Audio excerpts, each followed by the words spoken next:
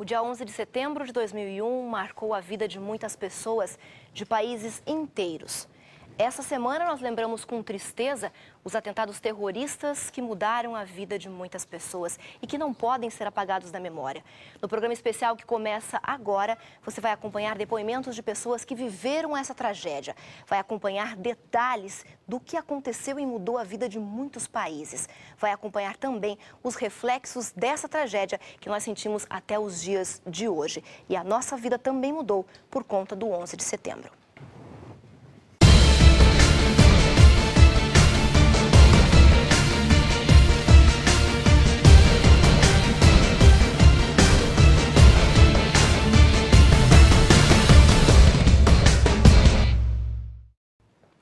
E para esse programa especial, nós temos aqui no estúdio convidados também muito especiais. Está conosco hoje o jornalista Michelson Borges. Tudo bom, Michelson? Tudo bem, Bettina. Prazer estar com vocês. Muito bom tê-lo com a gente. O Michelson é jornalista, escritor e editor de livros da Casa Publicadora Brasileira e também é mestre em teologia pela Universidade Adventista de São Paulo. É isso mesmo, Michelson? É isso. E ainda membro da Sociedade Criacionista Brasileira.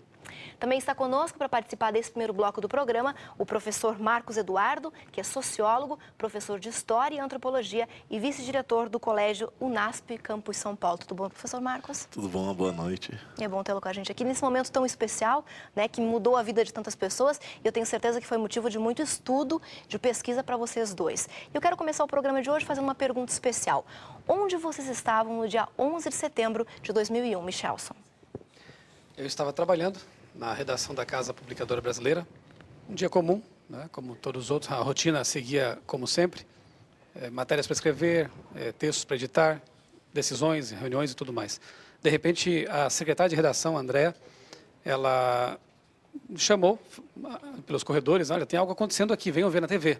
Ligamos a TV. Quando eu cheguei, já estava pegando fogo na Torre Norte, né, do World Trade Center. E a impressão que tínhamos é de que tinha havido apenas um acidente, algo assim, né, um trágico acidente, né, de um avião que tinha se chocado contra a torre. Mas minutos depois, ainda com os olhos colados na tela, nós vimos o segundo avião atingir a Torre Sul. E aí percebemos que não era simplesmente um acidente, né? Então ficamos realmente em suspensão. Foi é um daqueles momentos na história em que a gente percebe que alguma coisa vai mudar realmente, né? Algo drástico. E de fato mudou muita coisa. E a gente não sabe no momento o que está por vir, né? Sem dúvida. O interessante é que as imagens chegavam, mas nem mesmo os repórteres, né, os comentadores, sabiam o que estava acontecendo. Tinha as informações suficientes, né? Foi nesse momento. E você, Marcos Eduardo, estava aonde nesse momento? Estava dando aula de História para o terceiro colegial C. Olha Como só. se fosse hoje, eu tinha um aluno norte-americano na sala. E num momento assim, eu abri a porta, olhei o corredor, né, tomando assim um ar enquanto continuava as explicações. E alguém chegou, não me lembro quem, um monitor, e olha, aconteceu um desastre nos Estados Unidos e tal. Bom, eu terminei aquela aula, fui à sala dos professores, a televisão não estava funcionando, mas já tinha aquele bochicho no corredor e tudo mais. Eu me lembro que eu voltei para a aula e professor de história tem que ter explicação para tudo, né? E eu lembro que o resto da manhã foi, professor, por quê, como, quem, de que jeito, né? E a gente ali tentando trazer algumas ideias e tal, algumas reflexões com os alunos. Mas no momento, perguntas difíceis de serem respondidas. Muito difícil de ser respondidas. A gente tem a mania de querer fazer assim uma linha de raciocínio e tudo mais, mas naquele momento nós não tínhamos ideia da dimensão do que estava acontecendo de fato. Hoje nós já temos uma noção do que aconteceu e do que ainda pode acontecer. Eu queria perguntar agora para você que está em casa. Onde você estava no dia 11 de setembro de 2001, quando aconteceram os atentados terroristas aos Estados Unidos? Você lembra dessa data? Nós temos uma reportagem especial que foi elaborada pela nossa equipe que foi enviada aos Estados Unidos para coletar informações importantes que vão fazer a diferença na sua vida. Vamos acompanhar a reportagem.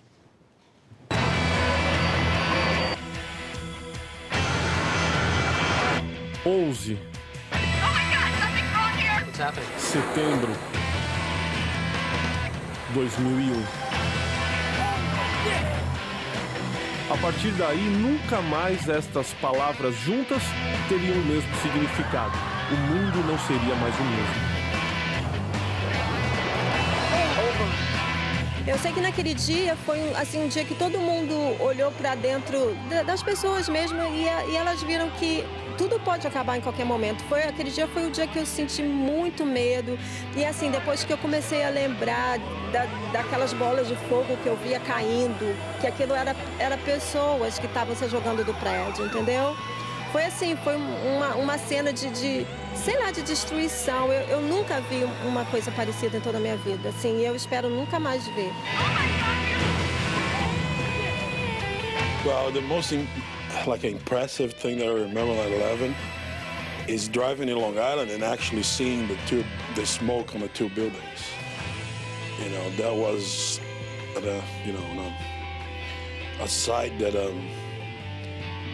was almost like it wasn't happening. Porque algo me decía que no fuera, vete de aquí. Entonces yo cogí y los bajamos. Entonces yo dije, no bajemos por el elevado, vamos a coger la escalera. Va a ser peligroso, pero... Y ahí fue que vino el avión que yo lo vi cuando venía. Y yo le dije, bájense. E aí explodiu que isso... Naquela manhã de terça-feira, o comércio funcionava normalmente. O Wall Street viveria mais um dia de compra e venda de ações. Símbolo de liberdade e democracia, os Estados Unidos desfrutavam de um poderio incontestável à época. O fantasma da Guerra Fria era apenas um recente passado a ser esquecido. De repente, tudo mudou. Os ataques aconteceram entre 8h46 e 10h28 da manhã. Além do complexo do World Trade Center, o Pentágono foi atingido e um avião com terroristas foi abatido na Pensilvânia. Muitos estavam indo para o trabalho, como Mábio Coelho, brasileiro que trabalhava em um dos andares mais altos de uma das torres atingidas. Eu morava num local chamado Long Island, em que havia uma linha de trem que me levava de casa até Manhattan em 40 minutos. E esse trem ele parava na minha cidade, na cidade vizinha e na próxima, e depois seguia expresso até Nova York. Em vezes anteriores, quando eu perdi o trem assim por pouco, vi o trem saindo, eu podia correr na outra cidade e pegar o trem lá.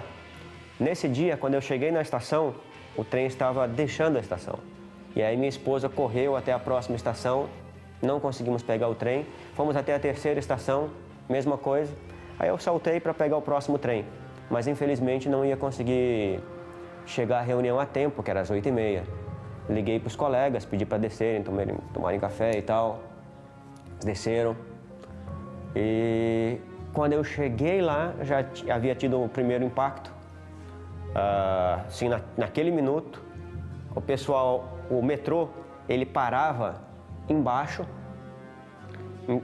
do World Trade Center. Então, se eu tivesse chegado minutos antes, eu provavelmente teria subido ainda. E ficaria preso lá por cima, porque eu nem veria a luz. Mas como eu já cheguei uns minutos depois, entre os dois impactos, a polícia já estava lá embaixo impedindo o acesso. Até quem não estava nas cidades atingidas e sim voando pelos céus dos Estados Unidos sofreu impacto. Eu estava indo estudar nos Estados Unidos, numa cidadezinha perto de Los Angeles, e eu peguei um voo Rio, na época eu morava no Rio, Houston e Houston, Los Angeles. Então, eu saí daqui do Brasil no dia 10 à noite, cheguei em Houston de manhã no dia 11 e até ali estava tudo normal.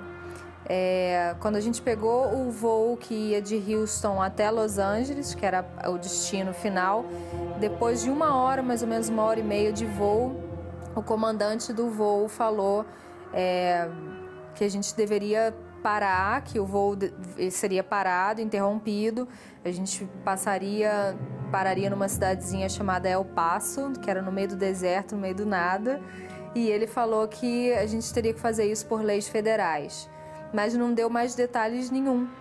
Então, só falou que era por esse motivo, que ainda não tinha muitas informações e que todos os voos estariam tomando a mesma providência, né? 2 horas depois, os prédios de 110 andares desmoronaram. foram contabilizados cerca de 3 mil mortos e mais de 6 mil feridos. O pânico e o horror tomaram conta da nação mais poderosa do mundo. As pessoas que estavam aqui no dia dos atentados do 11 de setembro puderam ver perfeitamente os aviões entrarem e destruírem as duas torres gêmeas. Imediatamente após os atentados, assumidos pela rede terrorista Al-Qaeda, o governo norte-americano dá uma série de recomendações à população. Muitos seguiram à risca. E as primeiras orientações foram de ficar em casa o máximo possível e sair só se for necessário. Outras orientações foram também criar uma caixa de mantimento.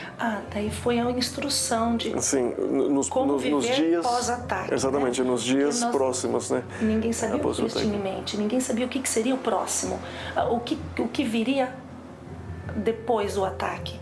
Então, por precaução, nós recebemos várias instruções do governo, então vários programas assim orientando o que fazer caso houver algum outro tipo de ataque, principalmente no ataque químico. Mas essas foram as instruções básicas, né, no meio do ar e da água.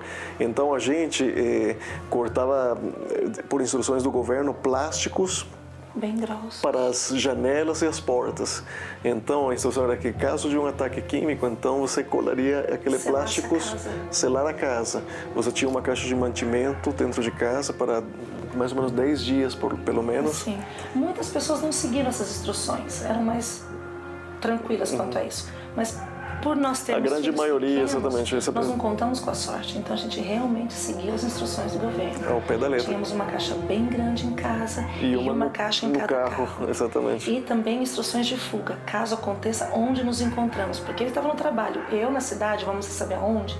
Então nós também já tínhamos planejado pontos de encontro na cidade. Ao arquitetar o ataque terrorista, a Al-Qaeda diz lutar contra o imperialismo norte-americano e o avanço do estilo de vida ocidental nos países muçulmanos. Alguns terroristas estiveram infiltrados na população, convivendo com os americanos por mais de um ano. Um piloto da aviação civil explica como os sequestradores tiveram a habilidade de atingir as duas torres. A entrevista é concedida dentro do avião no retorno da nossa equipe ao Brasil. Para el tiempo de que ellos cometieron ese acto, era muy fácil obtener el entrenamiento en simulador, simplemente con una licencia comercial, 250 horas de vuelo, multimotor. Ellos pudieron matricularse para hacer un curso en los aviones que ellos usaron para cometer el acto. Ya supuestamente después de 5 o 6 horas uno tiene las destrezas básicas para poder pilotear uno de estos aviones con las maniobras necesarias para por lo menos despegar y hacer lo que ellos estaban haciendo. Con simplemente pagar los $1.000 a $2.000 la hora, ellos obtenieron fácilmente el entrenamiento que necesitaban. Ainda que a maioria acredite que realmente foi um atentado, eu acredito realmente no terrorismo. Alguma coisa planejada mesmo, contra os americanos, e acho que o próprio país não se prejudicaria tanto como o país foi prejudicado. Outros duvidam. Eu realmente acredito que tem uma conspiração por trás disso. Mas o que levou você a crer nisso? Informação, né? Muita informação, lendo, ouvindo as pessoas e fisicamente, né? Tem pessoas que explicam nos filmes exatamente o porquê que aconteceu as explosões, como que aconteceu, quando que o avião bateu. Mas algo é certo. Todas as pessoas que você perguntar, talvez não só aqui nos Estados Unidos, talvez também no Brasil, você lembra o que você estava fazendo no momento que aconteceu o atentado do 11 de setembro, e todo mundo vai saber dizer exatamente o que ele estava fazendo ou onde ele estava. Eu lembro exatamente onde eu estava, o que estava acontecendo, o que eu estava fazendo, e a gente nunca vai esquecer, né? Independente de qualquer circunstância, milhares de vidas foram ceifadas e milhares de famílias destruídas na cena mais dramática do século XXI. Desde então, muita coisa mudou. Com certeza, muita coisa mudou. E a resposta dos Estados Unidos foi bastante rápida, professor Marcos, foi imediata. De certa forma, sim, né? Eles tentaram imediatamente mostrar para o mundo que eles tinham sido atacados militarmente. Criar um consenso fazer alianças, que foram alianças, digamos, selecionadas, para então, com o respaldo da comunidade internacional, ou pelo menos dos organismos multilaterais, partir para uma ação. A invasão do Afeganistão, alguns dias depois, foi uma resposta pronta que eles deram aos ataques. Agora, Michelson, os Estados Unidos já tinham um novo inimigo, os terroristas. Então, agora eles estavam declarando guerra, a guerra do terror. A gente pode falar assim? O mundo que havia sido polarizado antes, né, com capitalistas e comunistas de um lado, né, agora mudava, né, para um outro tipo de polarização, digamos assim. Só que o inimigo não era mais agora tão claro, era mais difuso, né? Você tinha o inimigo dentro do seu território, era um inimigo ideológico, agora não mais um inimigo local, né, mais que ver com religião do que ideologia até. Não era um Estado. Exatamente. Não era um Estado. E isso surpreendeu naturalmente os Estados Unidos, né? O professor aqui mencionou a questão da invasão rápida, né, do Afeganistão. Nesse momento, a comunidade internacional estava favorável aos Estados Unidos, havia um clima de simpatia, não é? Mas no momento em que Bush resolve atacar um inimigo estranhamente não tão envolvido com esse problema, não é, que foi o Iraque, aí as coisas mudam um pouco. Porém, nós começamos a ver já aí esboçado, né, um Estado policial que podia atacar sem o aval de outros países, né? Ele até tomou medidas aí sem o próprio apoio da ONU, né? E então essa nova guerra passou a justificar uma atitude mais drástica da potência dos Estados Unidos, né? Como se tudo fosse permitido agora. Exato. Eles perderam um pouco da simpatia com a invasão do Iraque, sim, né? Porque ali a acusação inicial foi de que havia armas de destruição em massa, não é? Mas não foram encontradas, né? Ali havia, claro, um interesse talvez particular do clã Bush, né? O Bush pai já tinha esse desejo aí e tudo mais. Não vem ao caso essa discussão nesse momento, mas enfim, foi bem conveniente. Mas mesmo assim, com essa invasão, nós vemos que realmente os Estados Unidos adquirem uma força, né, ainda maior do que já tinha, de intervir, de estender suas garras aí para outras direções e não ser contestados, né? E conta com algumas parcerias, né? O professor Marcos falou de parcerias selecionadas. Alianças, né? Alianças. Inglaterra, de primeira mão, Espanha, né, e outros países, inclusive países que depois foram retaliados com ataques terroristas na sequência. Né? O mais interessante, né, nessa questão é que o seguinte, os Estados Unidos eles configuraram um império. E você tem agora populações que estão à margem desse império, não são vistas por esse império. E são essas populações agora desterritorializadas que atacam o território americano. Então, realmente, a forma da guerra mudou. Deixa de ser uma guerra contra o Estado, passa a ser uma guerra contra uma ideologia e uma visão de mundo. Como é que fica a população no meio disso, Michelson? Eu imagino que é um tanto confuso, né? Você imaginar assim uma disputa dessa, né? Com teores, com sabores religiosos, né? E as pessoas tendo que se posicionar no meio de tudo isso. Também, né? A primeira guerra que nós temos uma cobertura assim ao vivo, né? E com todas as cores, né? Isso aí criou um clima de terror e que certamente foi também aproveitado, né? Por interesses também um tanto escusos, né? Certamente esse foi um dos motivos que hoje nós lembramos do dia 11 de setembro de 2001, Sim. porque foi amplamente divulgado, cobertura ao vivo, o professor Marcos falava isso, né? Exatamente. Se você observar, a cobertura foi inédita para um caso como esse, né? O impacto, eu até fazendo uma análise assim, até simples, o mundo passou por traumas muito maiores do que o 11 de setembro. Mas nós temos dois elementos aí diferentes. Primeiro, foi ao coração do império. Né? Segundo, foi ao vivo. Né? Então, as redes de comunicação no mundo inteiro compraram os pacotes jornalísticos dos grupos americanos. Então, reproduziram. Jornais aqui no Brasil, por exemplo, usaram como chamada de primeira capa o que saía embaixo na CNN, ali o que era colocado como título. Então, essa forma de exposição do fato trouxe, então, obviamente, uma marca na nossa memória, na nossa história, que aí, talvez, perpétua. Quando você fala aí de um pacote de informações, de imagens, entrevistas, me vem à mente algumas teorias que a gente andou sabendo enquanto estava acontecendo os ataques terroristas, e depois muitas reportagens, entrevistas sobre isso, a teoria da conspiração, né? De repente, a gente recebe um pacote de imagens, de entrevistas, fechadinho, todo mundo divulga a mesma coisa, ninguém questiona além disso. Michelson, teoria da conspiração, a gente pode dizer que se configurou, não? Quem assistiu, por exemplo, aqui o documentário de Michael Moore, né, o Fahrenheit 11 de setembro, teve algumas informações interessantes ali, não é? A família Bin Laden, quando acontece o atentado, né, terrorista ali, o governo ordena que todos os voos, 4.000 voos que estavam em andamento naquele momento, aterrissem, né?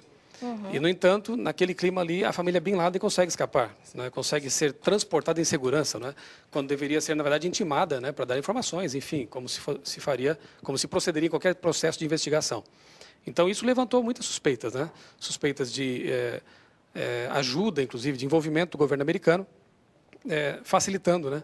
Essa fuga, ou beneficiando essa família. Outros ainda acham que teria havido uma implosão dos prédios, né? Enfim, muitas teorias surgiram, né? Agora, o que nos interessa realmente são as consequências, né? Do fato que aconteceu. Há algumas lacunas na história que talvez com mais distanciamento ainda, além de 10 anos, talvez 15, 20, poderão ser analisadas. Ainda está meio fresco, né? Esse fato. Mas no que vocês acreditam? Vocês como pesquisadores, estudiosos, jornalista, professor, no que vocês acreditam? Eu acredito na teoria da conspiração de quem destruiu os prédios. Conspiraram, né? Conspiraram, né? Mas realmente a história, em alguns momentos, ela se repete, até como farsa, né? Quando a gente olha o ataque a Pearl Harbor, que leva os Estados Unidos a entrarem de vez na Segunda Guerra Mundial, a gente percebe que houve, talvez ali, pelo menos um momento de deixa acontecer para a gente ter uma boa desculpa. Mas eles não se atacaram. Da mesma forma agora, pode ter ocorrido alguma informação que foi deixada de lado, ou alguma coisa parecida com isso. Negligência, alguma negligência, talvez, mas absolutamente a violência do ataque e tudo mais, eu não consigo acreditar que aquilo tenha sido um suicídio do próprio Alguns chamam de evento falsa bandeira, né? Para manter o status quo ou promover mudanças que já eram do interesse do governo. Por exemplo, a questão da manipulação da mídia, não é? Do cerceamento das liberdades individuais, não é? Eu trouxe aqui uma revista de ampla circulação nacional. Eu acho que num parágrafo apenas eles conseguiram resumir consequências drásticas, né, que advieram desse atentado. Por exemplo, diz aqui que, determinados a combater o terrorismo a qualquer preço, os Estados Unidos tomaram medidas radicais. O governo passou a grampear secretamente e-mails e telefonemas da população. Criou cadeias à margem da lei, Guantánamo, né? Que não obedecem a regras jurídicas do país. E usou tortura contra suspeitos de terrorismo. Interessante como a arte imita a vida, né? E se inspira nela. Assim que ocorreram esses atentados, 2 filmes ou 2 produções hollywoodianas reproduziram esse tipo de atitude aqui. Por exemplo, o filme Batman, o Cavaleiro das Trevas. Nesse filme, pós 11 de setembro, o personagem vai até a China, rapta um bandido, um malfeitor, o leva para Gotham City, ou Nova York, seria, não é? Sem que haja nenhuma interferência internacional. Outro seriado, 24 horas, não é? O personagem principal ali, o Jack Bauer, ele não responde a nenhuma lei internacional, faz e acontece, tudo em nome de uma suposta justiça, não é? Então nós vemos uma mudança realmente para um grande arranhão na democracia e no respeito às leis internacionais. Seria coincidência? Seria algo arranjado? Seria algo planejado? Eu creio na engenharia social, não é? E eu creio que a expressão terror alimentada, já foi dito aqui, né, insistentemente pela mídia, não é por acaso. Em tempos de crise, as pessoas abrem mão de certas liberdades para que a sua segurança seja mantida. Então, essa invasão que houve aqui de privacidade, e-mails, a perda de sigilo, né? As pessoas não ficaram tão chateadas com isso, não, porque queriam que a vida delas fosse poupada e fosse restabelecida a segurança. Na verdade, elas se sentiam seguras com o Estado protegendo-as dessa forma. Exatamente, ainda que fosse um tanto ditatorial e intrometido, né? O ser humano, ele aceita um mal menor para evitar um mal maior. Ele aceita isso. Então, sociologicamente falando, isso está na nossa disposição social. A gente aceita. A gente aceita porque a gente faz um julgamento simples, né? Eu abro mão, por exemplo, de um bem menor para ganhar um bem maior. Eu aceito um mal menor para fugir de um mal maior. Né? Spinoza já tratava disso. Então, isso faz com que a gente abra mão, é isso que, às vezes, é a base do próprio governo, quando você abre mão de um pouco de liberdade para ter mais liberdade. Então, é muito explorado nesse momento. O medo é uma arma tremenda. A gente está falando, então, sobre reflexos do 11 de setembro, dos atentados, que dessas consequências seria a falta de liberdade. Mas a gente pode citar também, Michelson, a crise econômica como sendo reflexo do que aconteceu ou não? Sem dúvida. Com a a reação imediata, né, no caso do Afeganistão e depois do Iraque, trilhões de dólares, hoje já se sabe, né, foram investidos, isso não é investimento, né, foram gastos, né, nessa reação. E o foco do governo norte-americano passou a ser não mais a economia, e sim a reação à guerra ao terror. E houve um descuido aí, né? Pelo menos alguns analistas pensam assim. Você teve várias bolhas econômicas aí, o incentivo ao consumismo, que já era grande pós-guerra, né? Mas mesmo assim foi incentivado. Você tem a bolha do .com lá, né? Da tecnológica, que não foi tratada adequadamente pelo Banco Central, né, na sequência, justamente para não produzir ainda mais o efeito da desintegração do império. Exato. Da potência. E isso levou aí a uma emissão segunda bolha exatamente descontrolada de imobiliária depois, empréstimos subprime, isso é, né, sem nenhuma condição de serem honrados, o que levou à nossa crise de 2008. Na verdade, um efeito dominó, né? Um efeito dominó. E a solução do Obama foi aumentar ainda o teto da dívida, né? E aumentar o endividamento, né? Então nós temos assim um certo descontrole econômico, né? Já se fala que ele recebeu uma herança maldita, né? Também, né? Em decorrência direta desse atentado. Então nós vimos que realmente houve repercussões em várias áreas, né? E a gente vai continuar falando sobre essas repercussões e sobre os reflexos do 11 de setembro no próximo bloco. O professor Marcos Eduardo continua com a gente. O Michelso volta só no último bloco para a gente fazer algumas outras reflexões. E a gente aguarda você aí do outro lado, que a gente vai para o intervalo rapidinho e volta já já.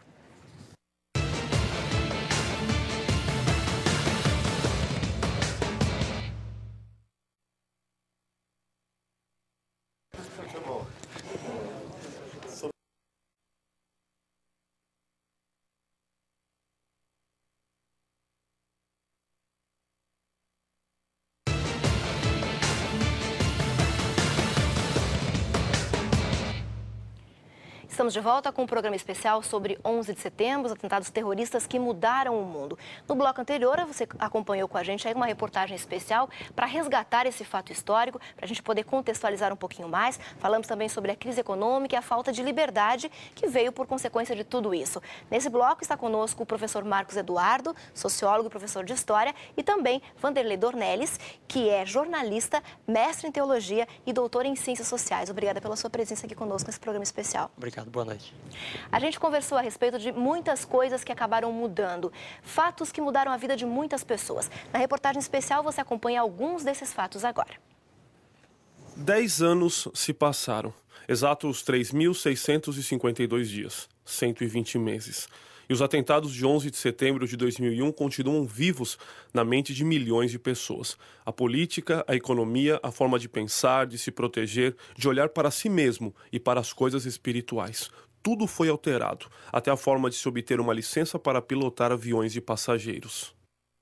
Hoy en día, con la seguridad que hay después de ese acto de terrorismo, ya no se puede hacer eso tan fácil. Ahora los requisitos son mucho más altos, ¿no? Incluyendo tener un pasaporte estadounidense y un background check del FBI de toda la vida de uno. Se puso más difícil ahora. Se puso mucho más difícil, claro. Pero tuvo que ocurrir eso, ¿no? Para que hagan esas medidas, pongan esas medidas de seguridad. A fé dos cidadãos americanos também foi duramente provada após os atentados. Por lo menos lo que yo he observado, aparentemente son estas tragedias, estos desastres, donde la gente tiene la tendencia de enfocarse más en Dios, en las cosas de Dios.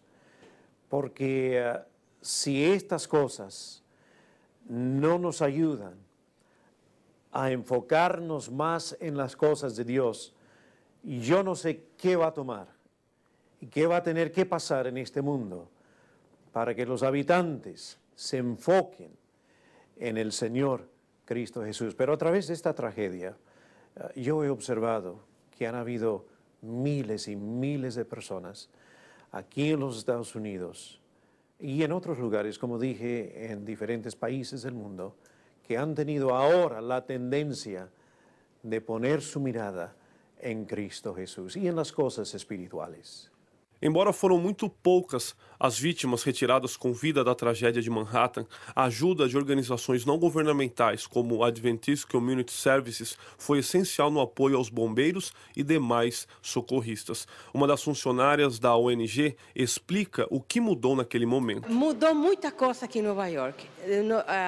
Nesse tempo, nesses dias, as pessoas ficaram muito unidas, a pessoa buscava muito a parte espiritual. Mas como o povo de Nova York é um povo que sempre está muito ocupado, muito pensando nas coisas materiais, aos poucos dias voltaram à vida normal de novo. E voltou a toda a normalidade deles, do trabalho, e isso ajudou que o povo se esquecesse um pouquinho do acidente, que eu não gosto de falar muito, porque eu me emociono. As principais decisões políticas que norteiam e influenciam diretamente os Estados Unidos e o mundo, elas são tomadas aqui, no Capitólio.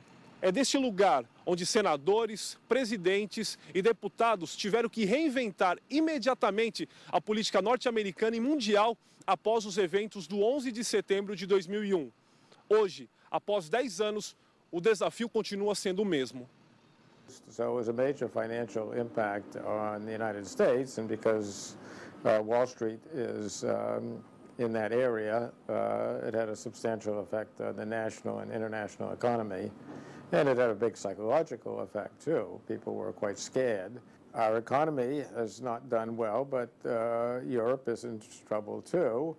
Maybe China and Brazil are the emerging economies. We spent a lot of money protecting the United States against terrorism. It's worked, at least on the home front. I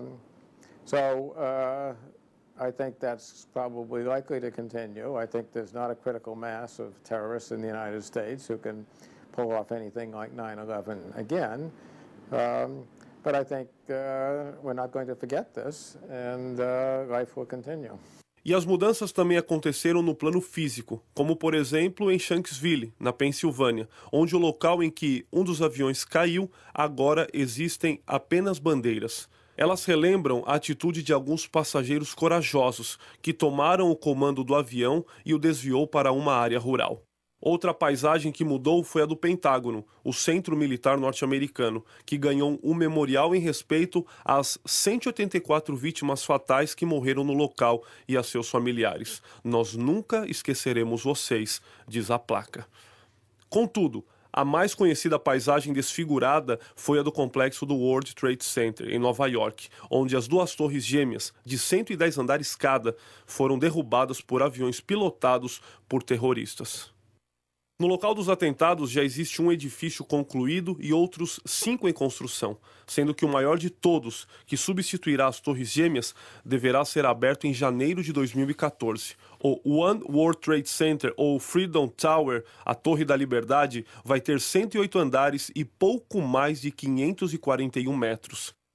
No local dos atentados em Nova York também haverá um memorial, com 2 fontes de água nas exatas medidas dos edifícios destruídos. Observe a imagem feita em 3D, com todas as construções já terminadas.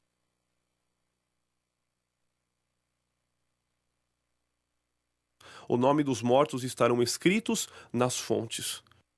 Contudo, depois de uma década, nem todos estão satisfeitos. Bueno, pues hay seguridad, yo creo que sí hay seguridad, pero no tanto así, ¿no? Yo creo que debe de haber más. A gente percebe que um ponto essencial em tudo isso é com relação à segurança, né? Alguns se sentem seguros e outros sentem que a liberdade realmente foi tomada deles. Eles não têm mais direito, professor Dornelles, a ter a liberdade que eles tinham antes. Agora pode se torturar, pode se prender em nome de uma segurança. O que as pessoas mais valorizam no mundo moderno é a liberdade, para fazer, para viver como se deseja. Mas quando a vida está sob ameaça, as pessoas parecem estar dispostas a abrir mão da liberdade. Então, algumas coisas que são impostas, né, para garantir a segurança, e mesmo alguns crimes que são cometidos, né, em nome de se garantir a segurança, eles possam ser aceitos, né? Então, há um certo dilema do mundo de hoje entre liberdade e segurança, mas parece que a segurança tem pesado. Com certeza. A gente viu também com relação à questão econômica, né, Marcos, que é o do pós-guerra, a crise econômica está totalmente relacionada. A gente pode trazer para o Brasil algum reflexo disso, Marcos? Muitos. Muitos. Eu diria assim, que para o brasileiro médio, né, os reflexos foram muito sutis. Porém, olhando de uma maneira um pouco mais global, o foco dos Estados Unidos naquele momento se alterou radicalmente. Nós estávamos cada vez mais num fortalecimento do discurso de ALCA, de livre comércio das Américas e tudo mais. Com a ideia de guerra ao terror, esses projetos vão ficar em stand-by. Eles vão ficar deixaram de lado. Por enquanto. E praticamente morreram. Né? Praticamente morreram. Então, primeiro, economicamente para o Brasil, há uma mudança na própria política externa e no que tange à economia. Um outro aspecto interessante, a crise econômica no mundo não nos deixa de fora. Nós participamos dela com as nossas importações e exportações, com o valor da nossa moeda frente ao dólar, ou o valor do dólar frente à nossa moeda. Então, tudo isso traz reflexos para o brasileiro também. Só que nem sempre a gente consegue fazer essa associação. O preço do meu pãozinho aqui do trigo importado em relação a uma crise, a um fato que ocorreu há 10 anos. É muito distante, parece. É muito distante, né? Algumas coisas mudaram para as nações emergentes, porque com o enfraquecimento do Império Americano, as nações emergentes passaram a ter mais direito, ficaram mais ousadas, né, em negociar com o Império. Então o Brasil foi um desses. O Brasil tem sido mais exigente com os Estados Unidos e outros países também. Então essa situação tem não só diminuído o poder, né, internacional do Império Americano, e com isso traz para os Estados Unidos muitos desafios.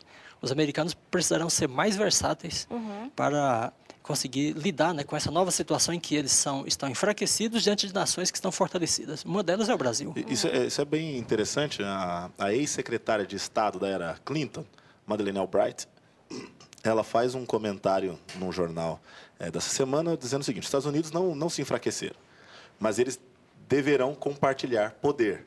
Na linha do que o professor está colocando aqui. O americano não vai admitir, né? Não vai admitir, né? Realmente. Né? Então, ela coloca um país como o Brasil, que tem uma democracia hoje consolidada, pode influenciar e pode participar muito no novo jogo do poder. Nós podemos ter, assim, um discurso um pouco mais firme, tanto é que a nossa política externa tem se tornado mais independente nos últimos 8 anos. Né? Há até uma leitura meramente ideológica disso, não acredito que seja o caso, porque não existe vácuo de poder. Na medida em que o império se retrai em algum momento, ou pelo menos na atenção de algum ponto, alguém ocupa o discurso e ocupa a dianteira. E, nesse caso, os países emergentes e o Brasil aparecem com alguma vantagem nesse aspecto. A gente poderia falar que está relacionado à nova ordem mundial? Que se comentou muito lá o que aconteceu com isso? Sim, com certeza. Né? Eu não sei se o professor gostaria de comentar. É uma espécie de reconfiguração da nova ordem. Né? O que os Estados Unidos pretendiam, desde que eles conceberam essa ideia, né, da nova ordem, é que eles estivessem na liderança absoluta de todas as demais nações. Mas chega um momento em que eles se enfraquecem politicamente, economicamente, militarmente, e então precisam dar espaço para outras nações exercer um pouco de poder nesse cenário. Então a nova ordem passa por uma reconfiguração, mas ainda sob liderança dos Estados Unidos. Principalmente no que tange ao hard power, né? O poder da violência. Né? O soft power, vamos colocar dessa forma, o discurso, ele tem que abrir mão. Não dá para fazer sozinho, até porque, com a invasão unilateral do Iraque, se enfraqueceu a nação americana como portadora de democracia e liberdade. Esse discurso ficou enfraquecido. Soft power perdeu espaço nos Estados Unidos, nas relações com o mundo. Mas ainda o hard power é forte. É absurdo. O que os Estados Unidos gastam com defesa, se você juntar as principais potências do mundo, não chega aos pés. Né? Então, nesse aspecto, há sim uma perda de poder, mas não é algo para nós comemorarmos. Não. Né? A perda de poder da violência se dá pelo endividamento. Hoje, os Estados Unidos não conseguiriam manter uma guerra sozinhos como eles fizeram. E por não conseguir manter, ele permite que outras pessoas façam a guerra.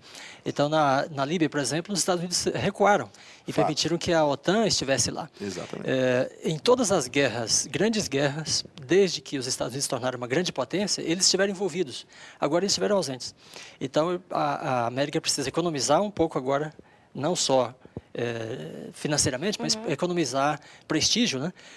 Para talvez voltar um pouco mais tarde. E enquanto isso ela vai compartilhando, né? Mesmo um pouco do hard power, né? Com as outras nações. Na verdade, pelo que vocês falam aí, a gente percebe uma ligação em tudo que está acontecendo. Então, de uma certa forma, está tudo interligado, professor Dornelles. Bom, o mundo é muito complexo, né? E a complexidade está exatamente no fato de que as coisas estão interligadas. O poder econômico, o poder militar, a gente vê Discurso agora político. nesse contexto, na religião, as ideologias, todas de alguma forma estão conectadas, né? Nesse plano global que a gente tem assistido. Acreditar que seriam fatos isolados é inocência. Certamente, né? Desde que o mundo é uma aldeia global, Eu diria, ingenuidade. tudo está entrelaçado, né? Uma pessoa perde o cargo e as bolsas caem. Um chefe de Estado arruma uma namorada e as bolsas caem. Então há uma ligação muito profunda e íntima assim, das diversas áreas, diversos aspectos da vida, né? Nessa aldeia global. A gente percebe que, além de todos esses acontecimentos, os ataques e tudo que veio depois deles mexeu muito com a vida das pessoas, com a população de uma forma em geral. E a gente acompanha de que forma isso modificou a vida das pessoas nessa reportagem especial de agora. 4 aviões comerciais sendo destruídos praticamente no mesmo instante. 2 prédios demolidos. Pânico no mundo. Não é uma cena de guerra mundial. É o 11 de setembro de 2001. Como sobreviver psicologicamente a algo dessa magnitude?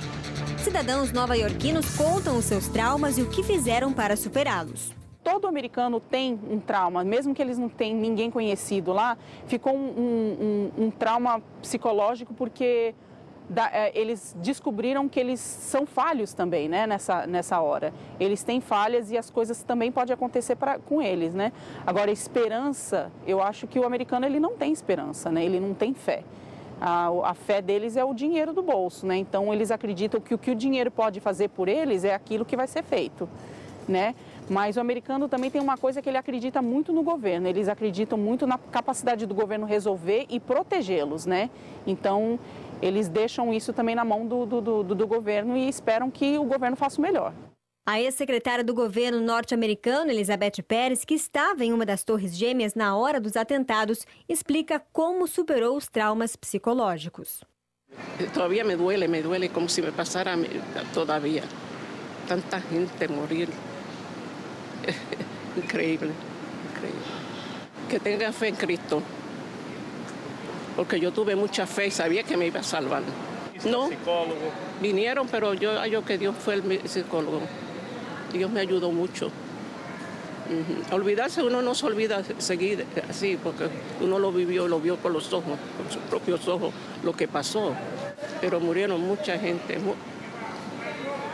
inocente, trabajando, ganándose su vida, su pan. No es fácil, no es fácil.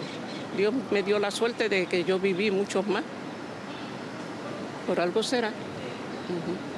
Que Él me quiere mucho. Que tenga mucha fe en Cristo. Va a haber otra vida. Y no me va a doler más la pierna. Hay esperança. Para um socorrista voluntário, a dor da perda jamais vai passar. Well, for me personally, things haven't changed. I still live with the ghosts of what happened here. For me and for a lot of the rescuers, there's been no closure. The 10th anniversary really means nothing to us. For some people, they were able to move on. It's nice to see that they're rebuilding. It's sad to see that it took 10 years to get to this point. The country stood together. E esta união só foi possível graças a um trabalho conjunto de toda a nação norte-americana. Eu acho que a resposta que teve o sistema de emergência da cidade, do governo e as agências voluntárias foi muito boa. O povo americano respondeu de uma maneira impressionante. Aos poucos dias de ter acontecido, no centro de voluntários, nós tínhamos mais de 30.000 voluntários tentando ajudar. Não todos eles eram permitidos ajudar, mas tinha muitas pessoas que chegavam de todos os Estados Unidos só para se oferecerem a ajudar de alguma maneira. Então, as pessoas as famílias que sobreviveram, que tiveram eles receberam bastante ajuda, não somente de dinheiro, mas também ajuda psicológica. A noção de ajuda imediata frente à crise motivou pessoas que, sem noção do perigo, se entregaram totalmente ao auxílio humanitário. como é o caso do Guerreiro, agora policial e socorrista de Nova York, que na época trabalhava com marketing. Trabajé 3 días directo en el área, dormí en el área, o sea, muy poco fue lo que dormí en 3 días, pero fueron horas. Hubo una unidad que se formó en ese momento inmediatamente. Las personas que tenían experiencia militar, experiencia de construcción y experiencia de primeros auxilios, la catalogaban. Decían, tú vas aquí, tú vas acá y tú vas allí. Entonces, ese grupo completo nos pusieron en un autobús de la ciudad. Y eso fue como si fuera de película, algo rápido, sin planear. Guerreiro viveu e venceu traumas decorrentes da catástrofe. Pero el olor que se sentía era un olor demasiado fuerte. Era un olor químico, como de goma quemada, papel o alambre. Pero en medio de ese humo y de ese olor había un olor que era muy difícil de definir, pero que era algo que yo nunca había olido en mi vida. Entonces, más luego, entrevistando a otras personas judías, dijeron que ese olor era exactamente el mismo olor que ellos experimentaron en Alemania, cuando muchos de los judíos fueron exterminados por el régimen político de aquel entonces. Creo que todos nosotros experimentamos trauma psicológico. El detalle es hasta qué grado lo experimentamos. Para mí, la defensa grande es que desde pequeño siempre he sido cristiano. Y aunque el choque fue grande, no podía entender por qué estaba pasando, aunque ya la Bíblia não havia advertido que iam passar coisas como esta. A mesma certeza e fé foi que motivou Márcia a seguir confiante que Deus sempre provê força e usa de tudo para salvar pessoas para a eternidade. Depois do Setembro 11, eu conquistei assim tipo uma cumplicidade com Nova York, entendeu? Assim, Deus me mandou para cá, não é só para mim. Eu não sou imigrante nos Estados Unidos. Eu vim para cá para dar um testemunho, inclusive para o Brasil. Depois de tudo isso que aconteceu comigo no Setembro 11, muitos dos meus amigos aceitaram Jesus, entendeu? Porque eu continuo assim falando. É assim que Deus plantou algumas pessoas aqui nesse país, não é para essa pessoa a respeito de imigrante, a respeito de dinheiro, de American Dreams, é a respeito de que essa nação vai precisar, entendeu? É tanta coisa. A gente acabou de vir de um furacão, que é uma coisa que não acontece em Nova York, não é uma coisa típica de Nova York, o furacão, entendeu? Um terremoto, entendeu? Assim, uma coisa atrás da outra, e as pessoas, a gente tem que sair mais e falar mais de Jesus, e falar mais de Deus, porque as coisas estão cada vez mais difíceis, cada vez muito difíceis. A gente percebe aí que as pessoas tiveram que mudar o foco das próprias vidas. Professor Dornelles, de repente tiveram que tomar decisões que antes não tomavam. Bem, a guerra contra o terrorismo, creio que além do plano internacional, mundial, né, também afeta a vida particular das pessoas. Porque as pessoas estão vendo o mundo, de certa forma, se realinhando, né? As revoluções no Oriente Médio não tem a mão dos Estados Unidos, mas tem a ideologia, né, do Império por trás dessas revoluções.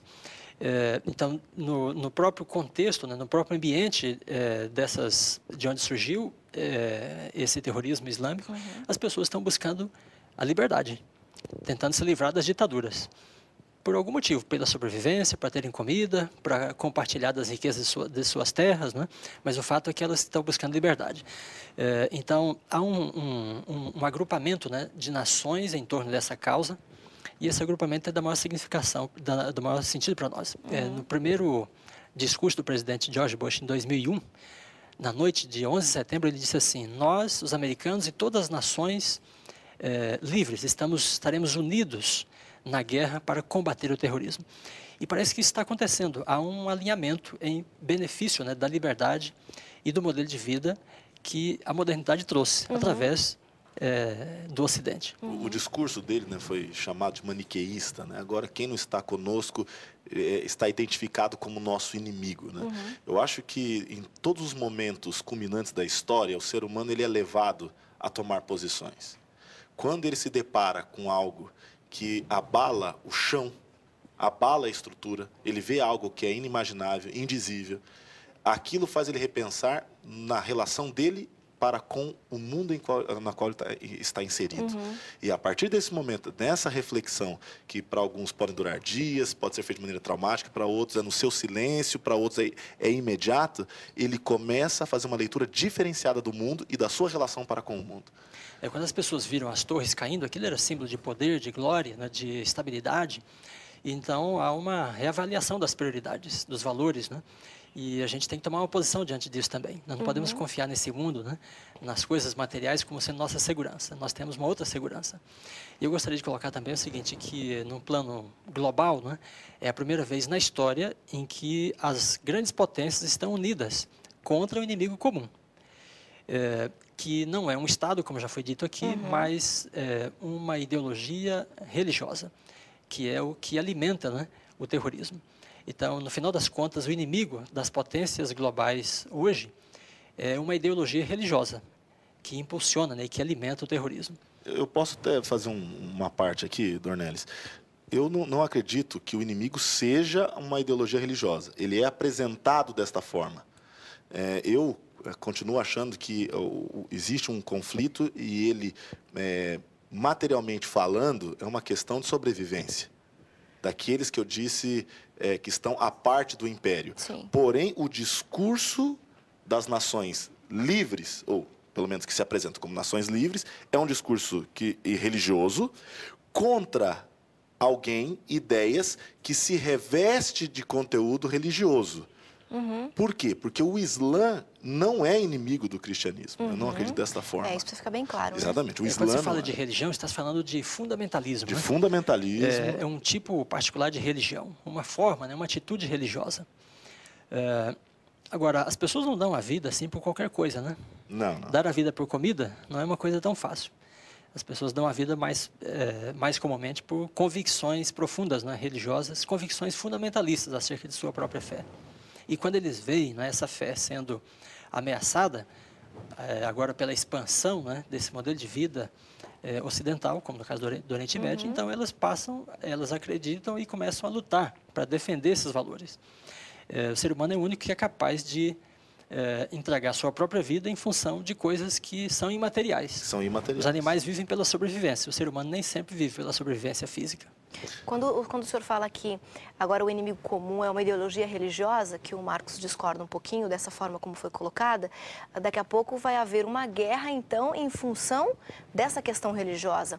Um pouco diferente do que está acontecendo agora. Eu acho que está havendo já uma guerra. Mas mais religiosa. Declaradamente? É uma atitude religiosa, uma atitude que se embasa numa fé ou numa religião, uma atitude contrária ao mundo moderno, contrária ao modelo de vida desse mundo moderno. Então, é nesse sentido que a gente diz que é religioso. E religioso porque tem sido, vamos dizer, tem sido colocado embaixo dessa bandeira do fundamentalismo, né? Ou seja, religiões ou grupos, seitas que supervalorizam seus textos, né? Os interpretam de forma literal e que estão convictas de que esse mundo, por mais encantador que ele seja, por mais desenvolvido que ele possa parecer, ele não é o reino de Deus. E que ele pode até ser uma contrafação desse reino. E elas estão dispostas a lutar para manter essa fé. Quando você fala que está havendo, mas é mascarado ainda. Ainda não é totalmente declarado. Você percebe nos discursos dos líderes as expressões, né, como cruzada, cristãos, Sim. o Ocidente. Sim. Então, o discurso vai revelando aquilo que está envolvido na ação. E eu vejo fundamentalismo de ambos os lados. Eu vejo fundamentalismo no lado chamado islâmico e eu vejo fundamentalismo no lado cristão. E ambos com interpretações e reinterpretações, às vezes literais ou até simbólicas também, por que não, né, do que deve ser feito com o outro, com o diferente. Né, com o outro, com o diferente. Então, o diferente, ele deixa de merecer a vida. Então, eu passo a ter o direito de exterminá-lo. Né, e esse diferente... hoje é o Islã, amanhã pode ser outra comunidade, outra ideologia. Não se sabe. O extremista. Eu acho que esse termo é até mais interessante de ser usado. O extremista. O radical, o extremista, professor Dornelles. Isso. É interessante que a palavra fundamentalismo empregada para essa vertente islâmica é uma palavra tirada do contexto cristão. E fundamentalista é uma pessoa que defende desde o início do século XX, né, certas posições religiosas contrárias ao mundo moderno. E essas posições estiveram já nesses 100 anos, né, principalmente voltadas para a questão criação e evolução. Então, os primeiros fundamentalistas nos Estados Unidos eram aqueles que defendiam os fundamentos da fé cristã contra a modernidade, e especialmente contra a noção de que a vida tinha vindo a partir de um longo processo evolutivo. Então, essa palavra aplicada, né, para esse outro contexto, ela não deixa de estabelecer algum tipo de conexão, de forma que o fundamentalista, né, passa a ser a persona não grata nesse mundo moderno. Que seria o radical, o extremista. Obrigada. O fundamentalista fala da salvação, ele deseja a salvação, mas, por outro lado, ele está sendo chamado pela mesma palavra que aquele que está destruindo a vida das pessoas, né? Em nome de uma fé religiosa. Então, na verdade, a gente pode falar que a convicção dele está distorcida, né? Ele acredita em algo, mas que não revela o que de fato é, né? Porque está fazendo a mesma coisa que o extremista que destrói, como o senhor falou. É a história de você usar a violência para combater a violência. Né? Como utilizar, né? A informação que você tem. Exatamente. Ok. Professor Dornelles, obrigada pela sua participação aqui. Ok, Professor Marcos Ru também, obrigada pela sua participação. A gente vai para o intervalo rapidinho. No próximo bloco a gente volta para falar sobre revelações proféticas. O que a Bíblia diz a respeito do que aconteceu e do que ainda vai acontecer. E você não pode perder, eu te espero aqui.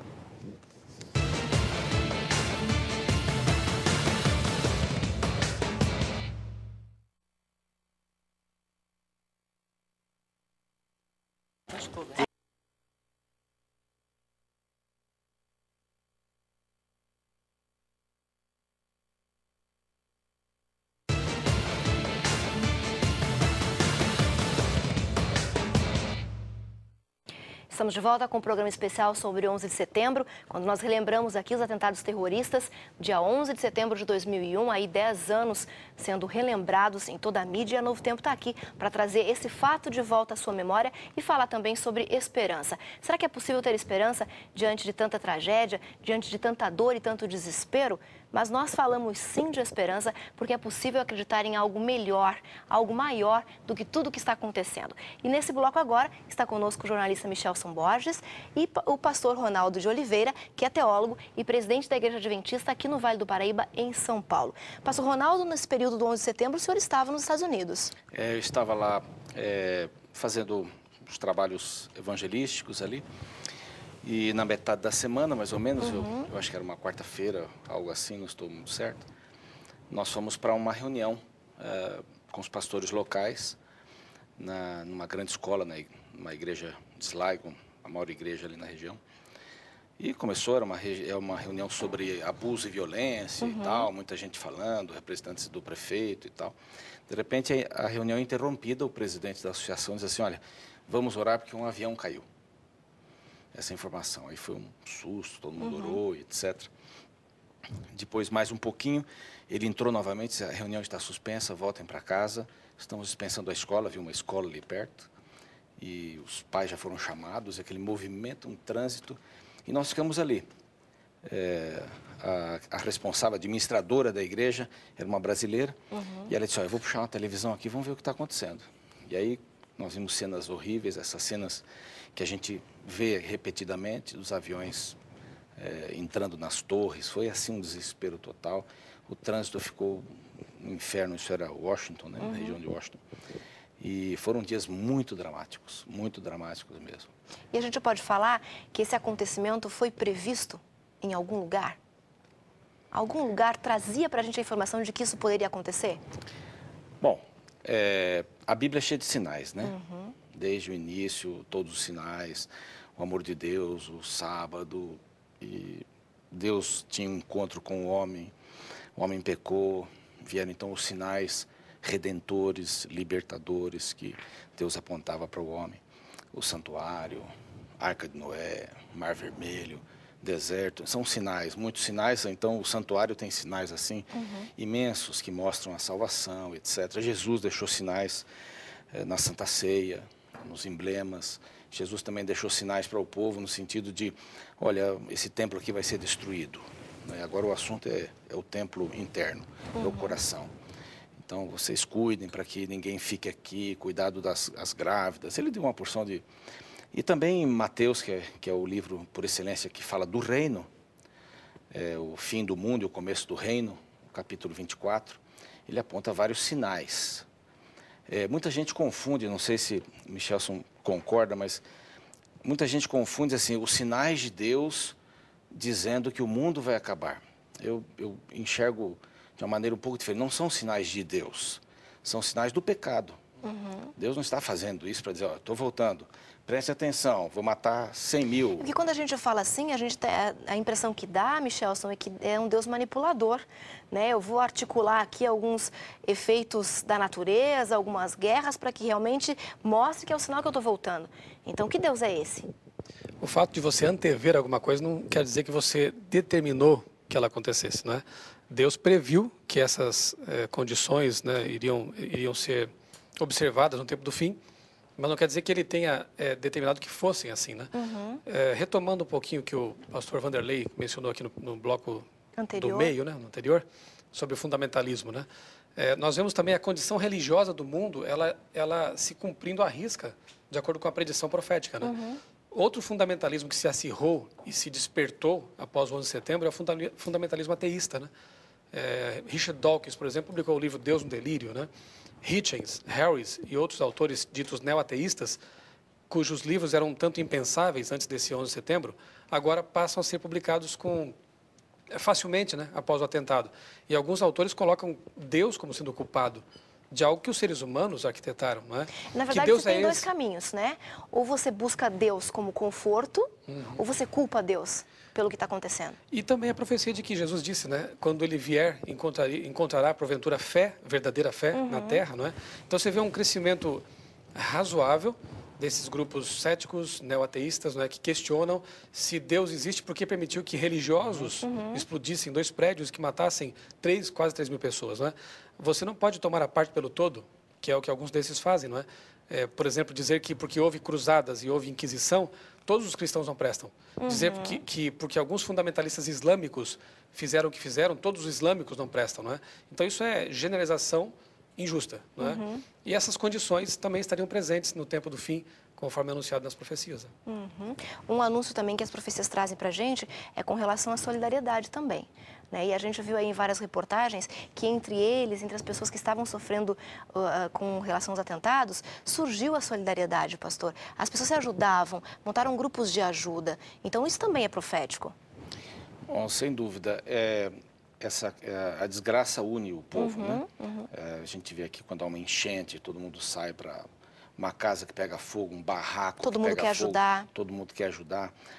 Na realidade, esse é um senso do ser humano que resgata assim um pouco da imagem de Deus, né? Que quer ver o bem do próximo. No fundo, as pessoas querem ser iguais, né? No fundo. Mas essa questão do pecado que invade, uma hora a gente é igual um pouco, depois eu quero já pisar em você, eu quero já ser maior que você e tal. E uma coisa bem interessante, as pessoas ficam comovidas diante de qualquer catástrofe. Mas basta a catástrofe passar um pouco e a gente se esquece de muita coisa. Eu estava falando de sinais, né? Sim. Por exemplo, Deus abriu o Mar Vermelho. O povo de Israel não devia esquecer isso nunca. Uma coluna de fogo à noite, um teto de nuvem para proteger do sol. Quer dizer, coisas maravilhosas. Vêm aves para eles comerem, a água sai da rocha. Quer dizer, isso não era para sair da cabeça, mas a gente não vive. A fé não se sustenta através de sinais. Então, muita gente tem... Como a fé se sustenta? É com relação com Deus. A fé não se sustenta com eventos.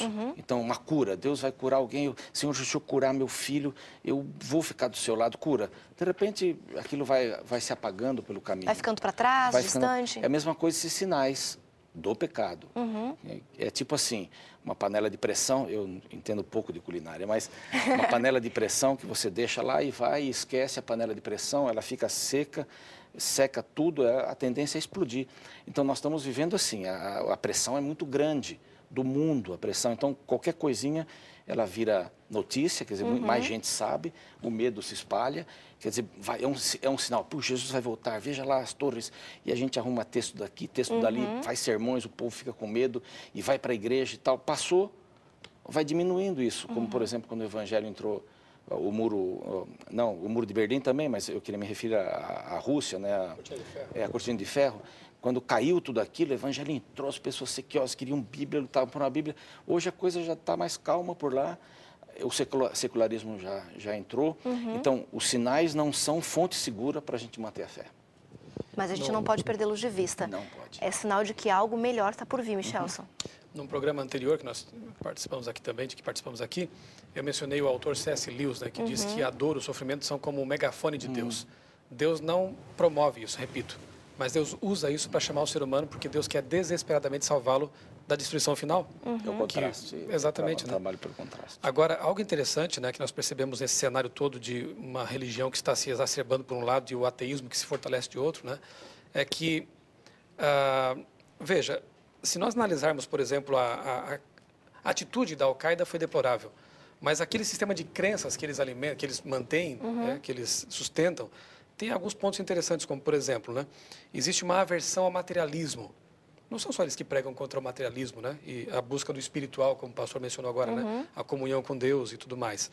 E o secularismo da cultura ocidental, eles condenam isso. Segundo, a condenação da sensualidade e da imoralidade por parte desses grupos tidos como fundamentalistas, né? Um sentimento contrário, né, a algumas religiões e à união igreja-estado.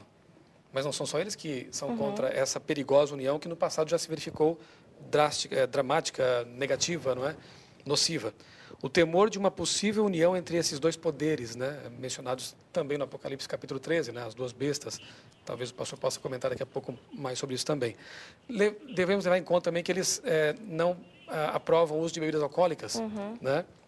De carnes tidas como imundas. Na verdade, o que a gente está percebendo é um grupo fundamentalista, como a gente falou no bloco anterior, mas que utiliza essa informação, essa convicção de uma maneira destrutiva. Distorcida. Agora, o que acontece, por exemplo, Michelle Bachelet, lá uma das candidatas republicanas, pré-candidatas, né, à reeleição, que disse que o terremoto e o furacão recentemente ocorridos lá nos Estados Unidos seriam um sinal de Deus, né?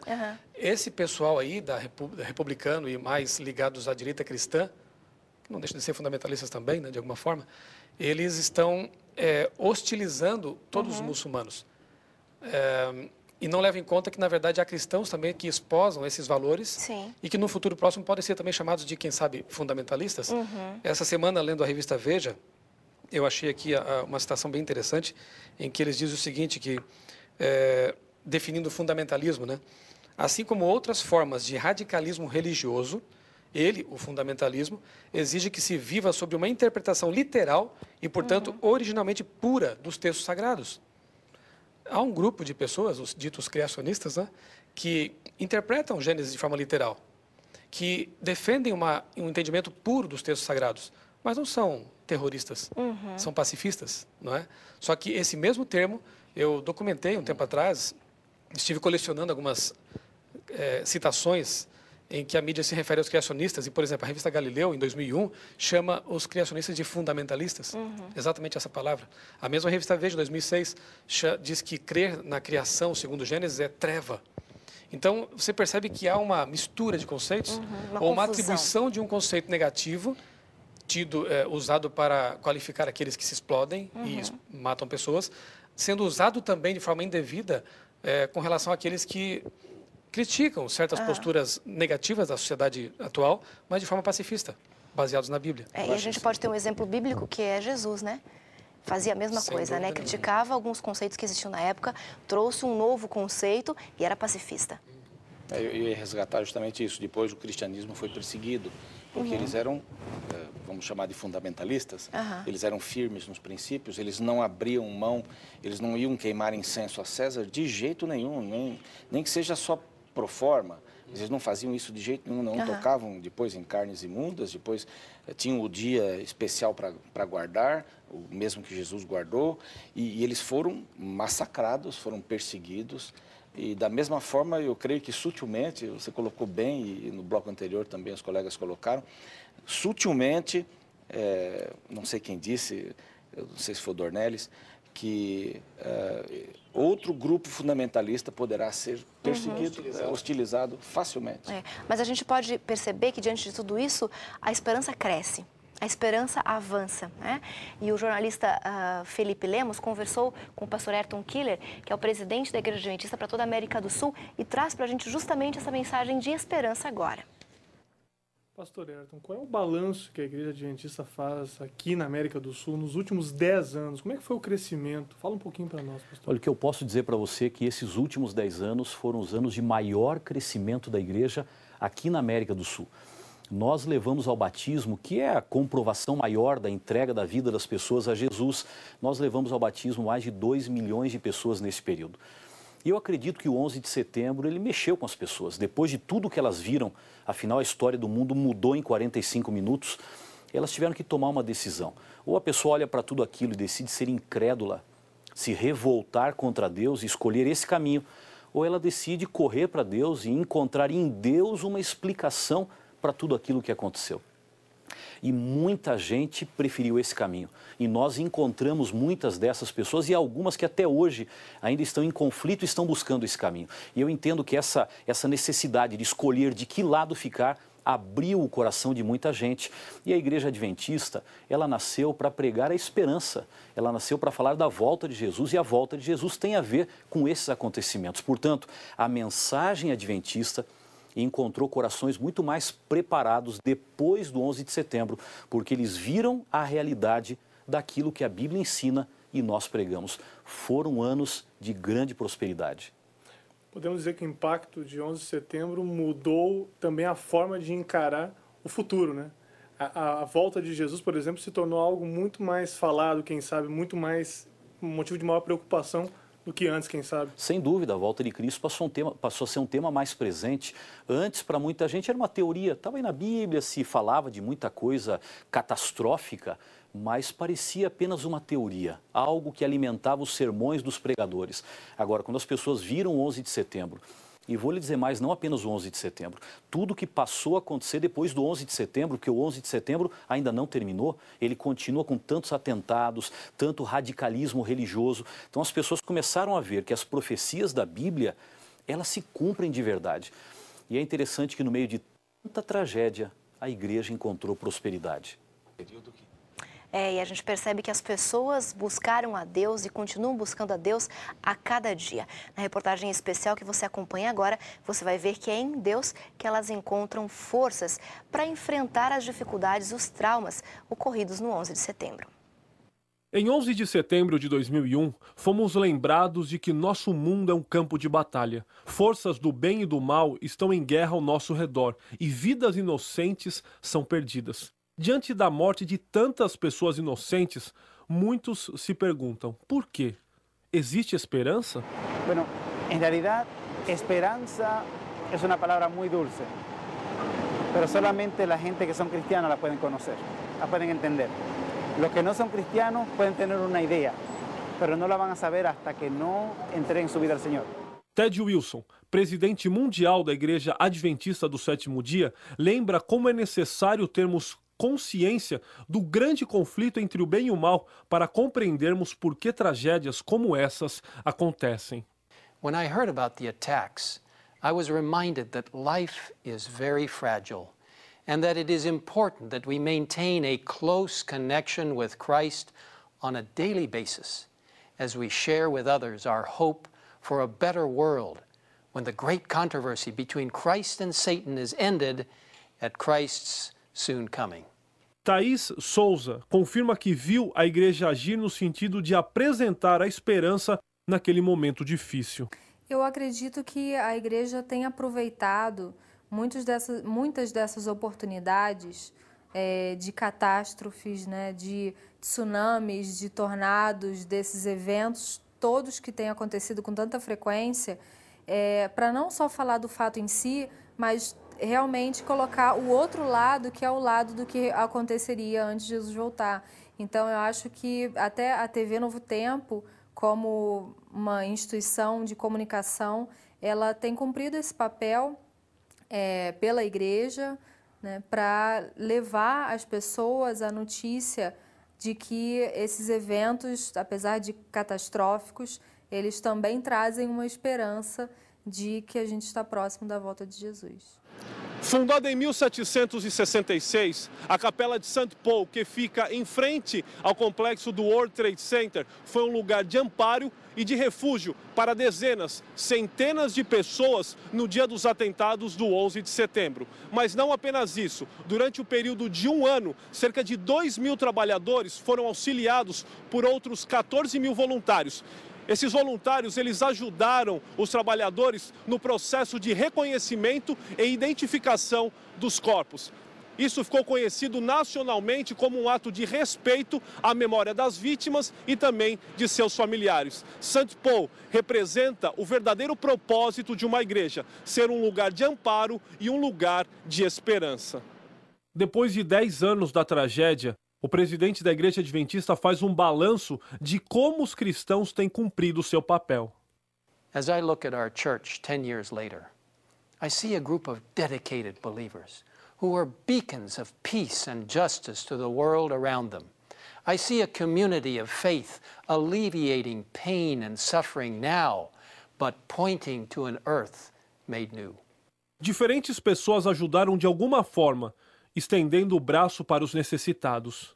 Nós fomos no dia seguinte, nós fomos ajudar a distribuição de água e comida. O que mais me marcou a mim naquele lugar foi de nós levar aquela comida e o departamento de bombeiros e de polícia agradecer tanto seus favores para nós.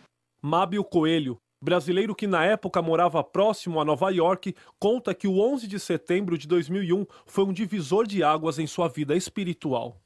Eu conheci pessoas amigas que morreram, mas conheci muitos também que eram colegas de viagem. Às vezes a gente conversava no trem, pegava o trem mais ou menos no mesmo horário e que não estavam mais lá. Outros que eu não conhecia, mas notei que os rostos sumiram e imaginei que aqueles carros que estavam sendo rebocados fossem dessas pessoas.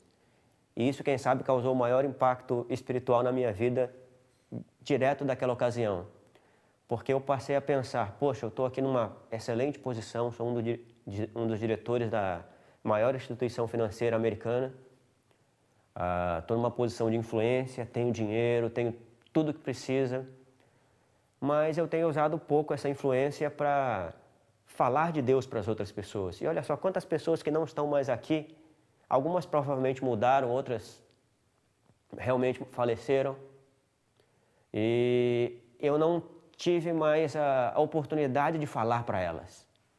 E aí, a partir daí eu tomei uma resolução de não perder mais nenhuma chance de falar de Deus para as outras pessoas e de ser um cristão em todos os locais onde eu estivesse. Para o comandante Molina, o fato serviu para uma profunda análise interna. Todo tiene una razón por ser, ¿no? Y hemos aprendido mucho del 9/11 y yo creo que con la esperanza y la fe en Dios las cosas siguen caminando y bueno, uno tiene que seguir luchando y teniendo esperanza, ¿no? Que Dios nos va a dar un mejor mundo, porque sufrimiento es parte del aprendizaje y uno sigue, ¿no? Uno sigue luchando a un mejor, pero siempre teniendo fe en Dios, es lo importante. Creo que eso es lo que ha ayudado a mucha gente a superar el remordimiento, ¿no? de ese acto tan...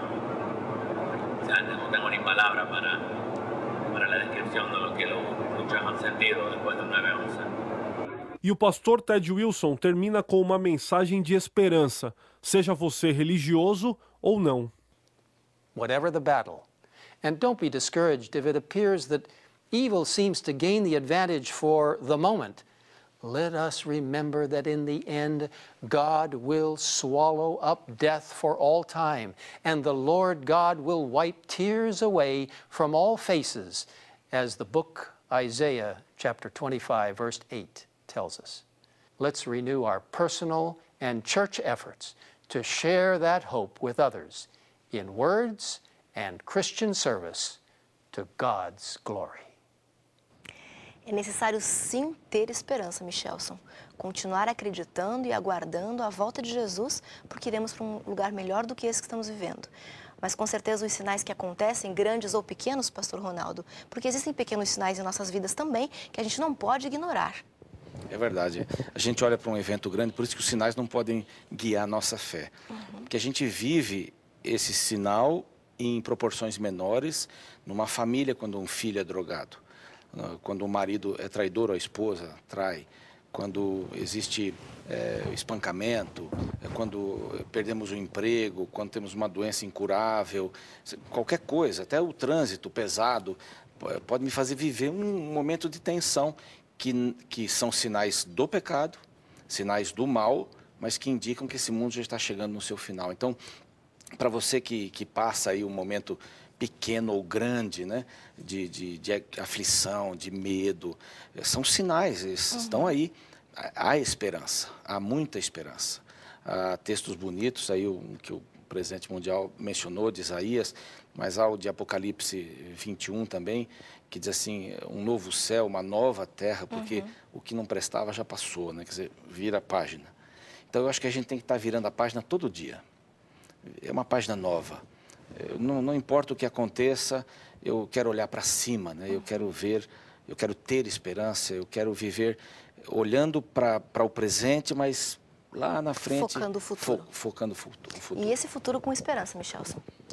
Eu gosto de pensar também nas palavras de Cristo, em que ele disse que nos últimos dias as pessoas iriam... Não que eu goste disso, né, desse cenário, mas porque isso me faz pensar que está próximo realmente próxima à solução de todos os problemas, né? Não paliativos, mas a definitiva solução, que é a volta de Cristo. Ele disse que nos últimos dias os homens desmaiariam de terror na expectativa do que vai acontecer. Então há um clima de insegurança, de medo, né, generalizado, se é insuflado de forma artificial pela engenharia social da mídia, enfim, ou não, há medo, né? E quando a gente pensa nas profecias bíblicas, né, e nota ali que esse cenário já estava todo prefigurado, anunciado com antecedência de 2000 anos, né? Apocalipse capítulo 13, o telespectador pode estudar isso em casa, perceberá que ali há a descrição de duas potências, dois poderes, né, que iriam oprimir uma minoria cujo único crime, entre aspas, seria querer ser fiel a Deus, aos seus mandamentos, à sua palavra, né? E esse livro aqui, Bettina, que é o Eventos Finais, da escritora Ellen White, um trecho aqui me chama muito a atenção, porque ele, embora tenha sido escrito há um século, ele realmente reflete o cenário que nós estamos vivendo. Ela diz assim, que algo de grande e decisivo está para ocorrer. Ou seja, que o mundo se encontra à beira de uma crise estupenda. As calamidades em terra e mar, as condições sociais agitadas, os rumores de guerra são assombrosos. Prenunciam a proximidade de acontecimentos de maior importância.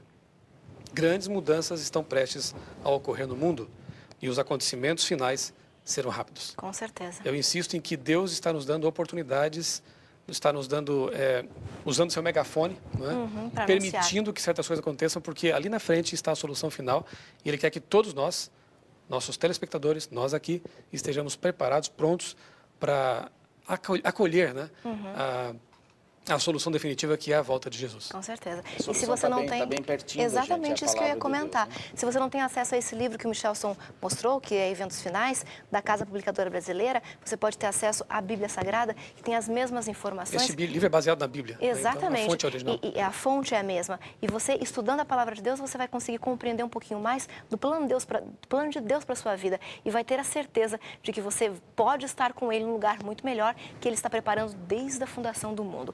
E um lugar onde não vai ter mais tristeza, não vai ter mais choro e nem mais dor. É um lugar de esperança. E a gente quer encerrar o programa de hoje agradecendo ao pastor Ronaldo de Oliveira, ao Michelson Borges, a todas as pessoas que participaram com a gente aqui do programa, também à Casa Publicadora Brasileira, que disponibilizou seus profissionais para que estivessem com a gente, a Universidade Adventista de São Paulo, NASP, que também disponibilizou bons profissionais para estarem conosco aqui. E, é claro, agradecendo a você que está aí do outro lado nos acompanhando. E deixando bem claro que nós temos dois pontos bem importantes para destacar em todo esse programa, que é a esperança. Você não pode perder a esperança. O momento é de tristeza, o momento é de conflito, de confusão, mas a esperança está acima de tudo, porque você pode ir para um lugar muito melhor assim que Jesus voltar. E o segundo ponto que a gente gostaria de destacar para encerrar esse programa é a oportunidade que você não pode perder de conhecer a Palavra de Deus e divulgar isso para outras pessoas e dividir esse conhecimento com quem estiver ao seu lado, ao seu alcance. Obrigada pelo seu carinho, obrigada pela sua companhia. Boa noite.